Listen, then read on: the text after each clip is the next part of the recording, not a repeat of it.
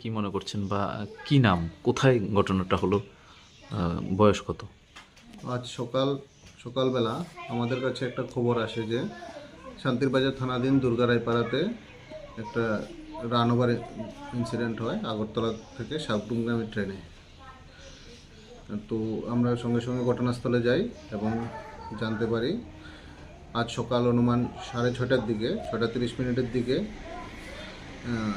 দুর্গারায়পাড়াতে একটা ছেলে নাম তুষার রিয়াং, বয়স 17 বছর, পিতা মৃত তাপস রিয়াং, তাকে আগরতলা থেকে সাবরুমগামী ট্রেনে ধাক্কা দেয়।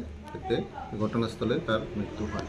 পরবর্তীতে শান্তিরবাজার ফায়ার সার্ভিস তার বডি শান্তিরবাজার ডিস্ট্রিক্ট হসপিটালে স্থানান্তর করে।